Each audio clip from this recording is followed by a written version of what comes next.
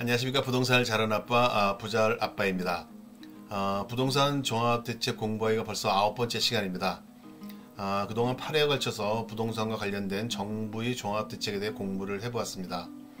2017년부터 나오기 시작한 정부의 대책은 18년과 19년을 거쳐 20년까지 정말 꾸준히 많은 대책이 나왔습니다. 제 기억으로도 단기간에 이렇게나 많은 대책이 쏟아져 나온 적이 없지 않나 생각이 듭니다. 심지어 나온 지 얼마 안 된 규제와 정책이 새로운 규제와 정책으로 인해 무의미해지기도 합니다. 이렇게 정부의 정책이 많이 나오는 이유는 주택가격 상승을 막기 위해 나온 규제가 약발이 안 먹히기 때문일 것입니다. 원래 사이클 이론상으로는 2020년쯤에는 부동산 시장이 침체기로 들어섰어야 한다는 이야기가 있습니다.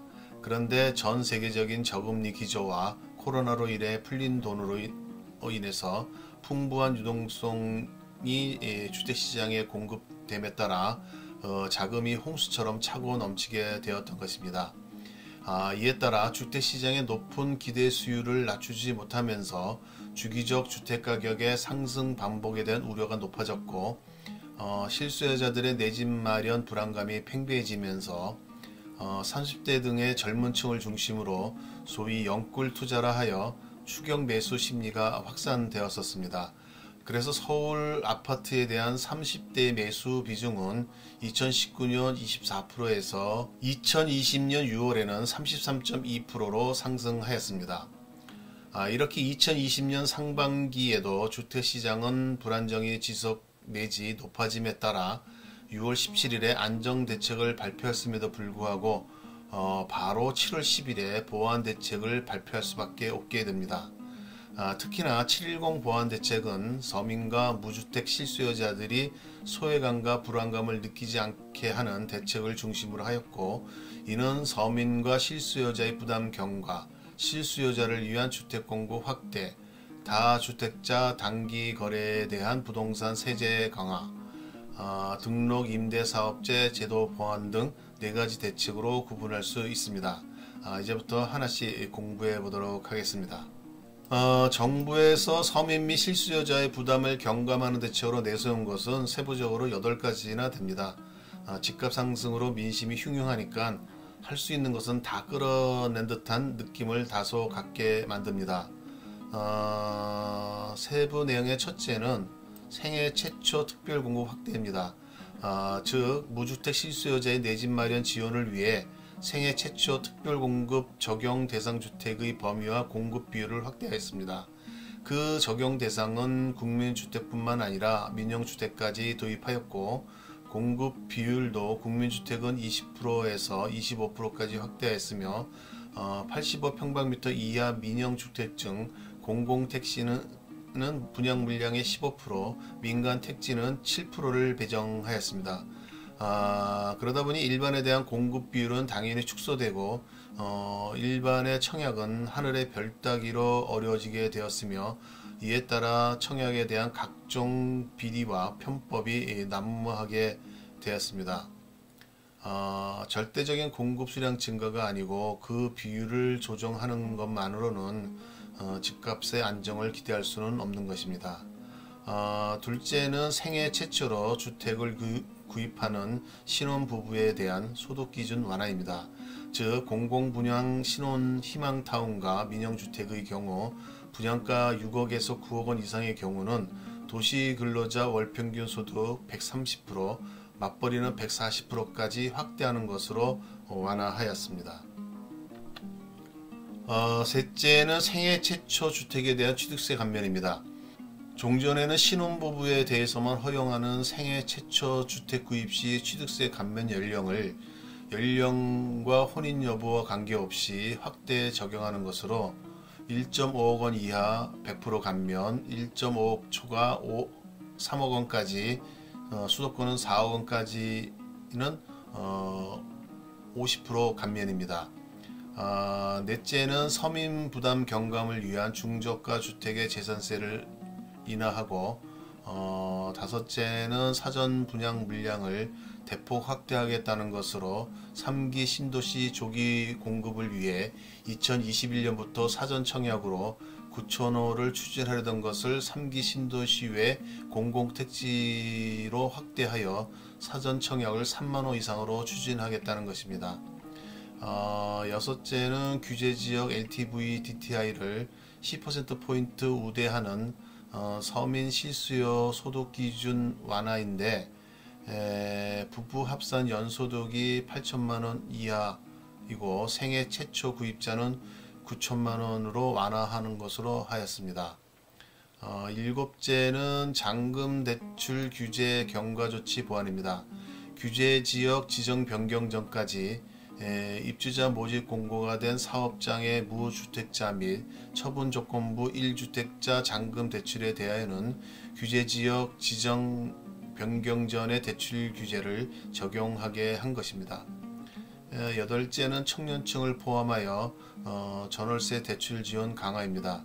전세의 경우 만 34세 이하 청년에 대한 버팀목 대출금리 0.3%포인트 인하, 대출 대상은 보증금 7천만원을 1억 원으로 올리고 지원 한도는 5천만원에서 7천만원으로 확대하였으며, 더불어 일반 버팀목 대출금리도 0.3%포인트 인하하였습니다. 또한 청년 전용 보증부 월세 대출금리도 0.5%포인트 인하하여서 보증금 1.8% 플러스 월세 1.5%를 보증금 1.3% 플러스 월세 1.0%로 변경하였습니다.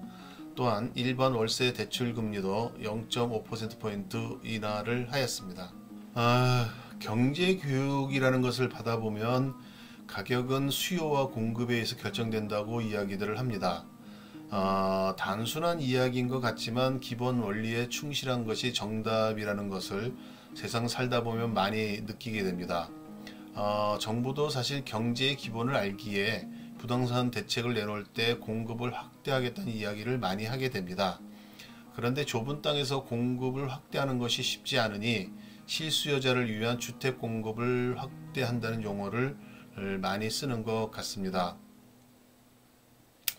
여한 710 대책에서도 실수요자를 위한 주택 공급에 대한 이야기를 하는데, 실체가 있기보다는 관계부처 장관과 지자체가 참여하여서 부총리가 주재하는 주택공급 확대 TFT를 구성하여 근본적인 주택공급 확대 방안을 마련하겠다고 립서비스를 하게 됩니다. 그리고 검토 가능한 대안으로 도심 고밀 개발을 위한 도시계획 규제 개선, 3기 신도시 용적률 상향, 도시 주변 유휴부지 및 도시 내 국가시설 부지 등 신규 택지 추가 발굴, 공공재개발 재건축 방식 사업 시 도시규제 완화를 통해 청년 신혼부부용 공공임대 분양아파트 공급, 도심 내 공실 상가 및 오피스 등의 활용을 제시를 하였습니다. 부동산 가격 안정의 특효약은 공급이겠지만 부동산의 특성상 탄력적인 공급이 사실 쉽지는 않습니다. 그러다 보니 정부에서는 전가의 보도인 세제를 자꾸 손을 대게 됩니다. 그래서 710 대책에서도 다주택자나 단기거래에 대해 세제를 강화하게 됩니다. 일단 정부는 710 대책으로 일단 다주택자에 대한 종부세율을 인상을 했습니다. 개인의 경우 3주택 이상 및 조정대상 지역 2주택에 대한 과세표준 구간별로 1.2%에서 6%까지 세율이 적용되었고, 다주택 법인에 대해서는 최고 세율인 6%의 단일 세율로 적용을 하게 된 것입니다. 그리고 정부는 양도소득세를 강화합니다. 우리가 부동산 투자를 하게 되면 결국은 팔아야 차익을 실현할 수 있으며 이때 양도소득세를 납부하게 됩니다. 이 양도소득세율이 사실상 만만치 않은데 집값이 계속 상승하다 보니 정부는 이를 더 강화해서 단기에 차익을 내는 사람이나 다주택자에 대한 양도세율을 엄청 올리게 됩니다. 2년 미만 단기 보유 주택에 대한 양도소득세율을 인상하여 1년 미만은 70%, 2년 미만은 60%로 변경하였습니다. 이에 따라 주택 입주권과 분양권의 단타 매매를 통해 수익을 얻기가 쉽지 않게 되었습니다. 또한 규제 지역의 다주택자에 대한 양도세 중과세율도 인상을 하였습니다. 원래 양도소득세율의 기본 세율은 6에서 42%였고 다주택자에 대한 중과세율은 2주택자의 경우 기본 세율의 10%포인트, 3주택자의 경우 20%포인트를 가중하였었습니다. 그런데 710 대책에서는 2주택자는 20%포인트, 3주택자는 30%포인트로 변경을 하게 됩니다. 이렇게 되면 양도소득세율은 최고 72%까지 올라가니 규제 지역에서의 3주택 이상자는 주택을 팔아서 수익을 내도 세금으로 거의 다 뺏기게 되니까 국세청만 좋은 일을 시키게 되는 꼴입니다. 취득세는 주택 가액에 따라 1 내지 3%의 세율을 적용합니다. 그런데 710 대책에서는 다주택자 및 법인에 대한 부담을 강화시켜서 2주택자는 8%, 3주택 이상자와 법인은 12%로 개정을 했습니다. 그리고 세부담을 회피하기 위해서 개인에서 법인으로 전환하는 경우가 많은데 이를 방지하기 위해 부동산 매매 및 임대업 법인은 현물 출자에 따른 취득세 감면 혜택을 배제하였습니다. 종전에는 다주택자들이 주택을 신탁할 경우 수탁자가 납세 의무자가 되어 종부세 부담이 완화되는 점을 활용을 해왔었습니다. 정부는 이러한 신탁을 통한 다주택자들로 인해 집값이 상승된다고 보고 이 또한 규제를 가하고자 하였습니다. 즉 부동산 신탁 시 종부세, 재산세 등 보유세에 대한 납세자를 수탁자인 신탁사가 아니고 원소유자인 위탁자로 변경해버린 것입니다. 이렇게 취득세, 종부세, 재산세, 양도소득세 4가지를 다 건드리면 결국 주택의 취득과 보유 그리고 양도를 모두 규제를 가하게 되는 것이니 정말 규제할 것은 다 한 셈입니다. 다시 말해 주택은 1세대 1주택자로 만족하고 주택에 대한 투자를 통한 수익은 낼 생각도 하지 말라고 강하게 이야기하는 것 같습니다. 그리고 710 대책의 마지막은 등록임대사업제 제도 보완입니다. 정부가 전에는 여러가지 혜택을 주면서 임대사업을 권장을 했는데 집값이 폭등하다 보니까 임대사업자는 여러 채의 집을 소유하면서 집값을 올리는 주범이라고 생각을 하게 된 것 같습니다. 그래서 710 대책을 통해 제도 보완이라는 미명하에 과거에 주어던 혜택을 축소 내지 폐지를 진행하여 임대사업자들에게 보유하는 집들을 매도하라고 강력히 요구하기 시작하였습니다.